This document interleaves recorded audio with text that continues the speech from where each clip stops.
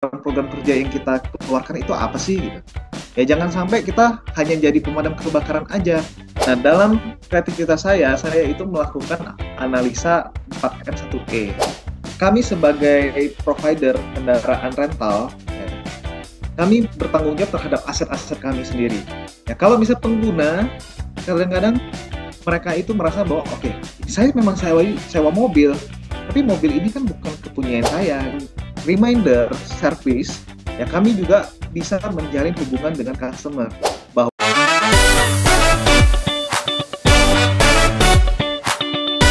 Winner Sharing, the best contact center Indonesia 2023. Aku mau nanya ke Pak Kris dulu deh. Kalau dari Pak Kris nih, kan Pak Kris pastinya waktu pas perlombaan itu menyampaikan 3 kreativitas ya, ya Pak ya. Kreativitas apa sih yang dibawakan oleh Pak Kris sehingga bisa memenangkan gold di kategori manajer?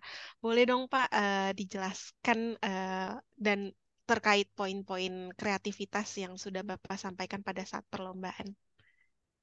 oke, kalau saya ditanyain kreativitas, mungkin ini akan case by case ya, karena kita punya apa angkat tema sendiri pada saat kita lomba. Ya, tapi pada prinsipnya kreativitas utama yang saya lakukan adalah ketika kita menghadapi satu masalah, ya kita harus tahu masalah itu berasal atau berawal dari mana. Ya, jangan sampai apa yang kita lakukan itu ternyata tidak menyelesaikan masalah itu sendiri. Ya, sehingga kita perlu melakukan analisa root cause. Ya, jadi untuk mendapatkan akar masalah dari program-program kerja yang kita keluarkan itu apa sih gitu.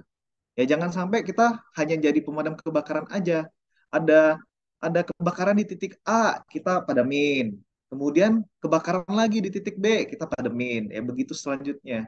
Akhirnya kita nggak melakukan yang namanya preventive action. Kita hanya melakukan corrective action aja. Nah, dalam kreativitas saya itu melakukan analisa 4M1E. Ya, di mana kita tahu semua bahwa dalam segala hal yang kita lakukan ada yang namanya 4M1E ini. Pertama adalah yang pertama man, ya di mana di dalam problem yang terjadi ada faktor manusianya. Ya, kemudian yang kedua ada faktor dari mesinnya. Ya, kemudian M yang ketiga adalah ada materialnya. Yang keempat adalah metodenya dan yang terakhir E adalah environment. Ya, jadi 4M1E.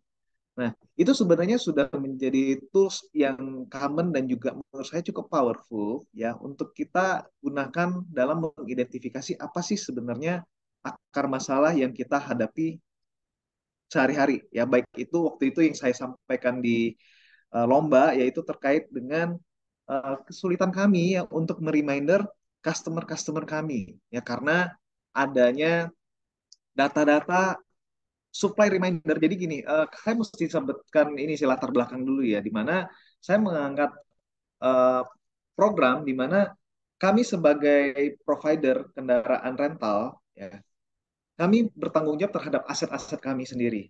Ya, kalau misalnya pengguna, kadang-kadang mereka itu merasa bahwa oke, saya memang sewa mobil, tapi mobil ini kan bukan kepunyaan saya gitu. Jadi kalau misalnya rusak, ya saya tinggal telepon, saya informasikan bahwa unit saya ini rusak. Ya, saya butuh mobil pengganti misalnya. Tolong dong dikirimkan. Nah, tetapi kalau dari sisi kita yang punya unitnya, pasti kita akan merasa bahwa, waduh, ini kan unitnya punya saya nih. Berarti saya harus make sure terkait dengan perawatan berkalanya dia untuk perbaikan-perbaikan yang mungkin tidak teraturnya dia seperti apa. Nah, itu kan menjadi tanggung jawab dari pemilik unit. Nah, dari sana kami coba breakdown, ternyata dari persentase reminder yang kami lakukan, ya reminder untuk customer bahwa unitnya itu sudah masuk dalam waktu jadwal servis atau misalnya sudah harus dilakukan perbaikan, itu rendah. Nah, kemudian rendah itu apa sih yang menyebabkan itu rendah? Nah, saya lakukanlah analisa 4M1E ini, ya, di mana saya dapatkan bahwa kalau dari sisi man-nya, itu ternyata cara kerja dari agent-agent saya sudah sesuai. Ya, di mana ketika mereka mendapatkan data, ya mereka harus menghubungi customer sesuai dengan SOP yang berlaku. Ya. Sehingga dari faktor man ini tidak menjadi satu kendala, tidak ada kendala di faktor man. Ya, kemudian di sisi mesin, ya kami mempunyai sistem ya saat ini SAP untuk membantu kami mengenerate mana sih data-data dari kendaraan-kendaraan yang disewa oleh customer yang secara algoritma sistem itu masuk masa servisnya. Nah, kemudian ketika cek lebih lanjut, ternyata ya sistem dari SAP ini tidak 100% akurat. Ya karena behavior penggunaan dari masing-masing user itu beda-beda. Ya, jadi kami menyebut pengguna unit kami adalah user. Ya, jadi pengguna dari masing-masing kendaraan itu berbeda-beda. Terkadang kalau misalnya di Sabtu Minggu secara kilometer ada yang lebih tinggi dibandingkan dengan hari biasa. Kenapa? Oh, ternyata pada hari biasa lokasi rumah dengan kantor tuh cukup dekat. Nah, sedangkan pada hari Sabtu dan Minggu mereka pengen bertamasya keluar sehingga secara kilometer itu berbeda. Ataupun sebaliknya, ada yang kilometer unit dari Senin sampai Jumat itu tinggi. Oh, ternyata mobilitas dari user tersebut cukup tinggi. Nah, sedangkan di hari Sabtu Minggu karena mobilitasnya sudah tinggi, Sabtu Minggu dia di rumah doang nih. Sehingga pergerakan kilometer itu menjadi satu hal yang sangat menentukan kapan mereka akan di reminder. Nah, karena sistem dari mesin SAP tersebut tidak 100% optimal, ya, sehingga saya lakukanlah uh, cara lain, yaitu selain data prediksi dari sistem, ya kami juga melakukan pengecekan. Kalau misalnya dalam waktu 6 bulan unit itu tidak diservis, ya kami akan tetap menghubungi customer untuk minimal dilakukan penggantian oli. Ya sembari ditanya nih, ada keluhan apa nggak sih dari unitnya itu? Ya sehingga harapannya selain kami melakukan reminder service, ya kami juga bisa menjalin hubungan dengan customer bahwa setiap penggunaan atau penyewaan unit di ASA, ya customer ini sangat diperhatikan oleh kita. Ya, kemudian dari sisi material, ya data unit service ini sudah memiliki tingkat akurat yang tinggi sehingga memang tidak dilakukan kreativitas lebih lanjut juga.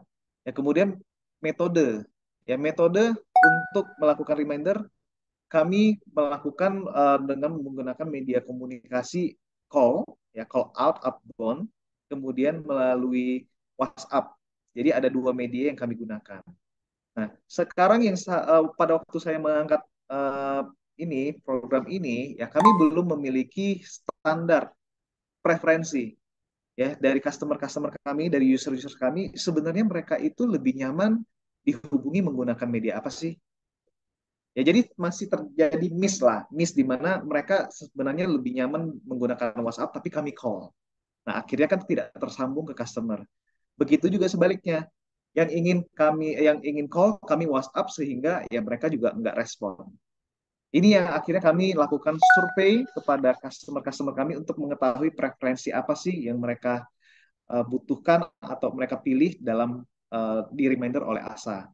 Dan yang terakhir adalah terkait dengan environment, ya kami menggunakan akun WhatsApp biasa waktu itu, sehingga rawan dianggap sebagai penipuan, ya.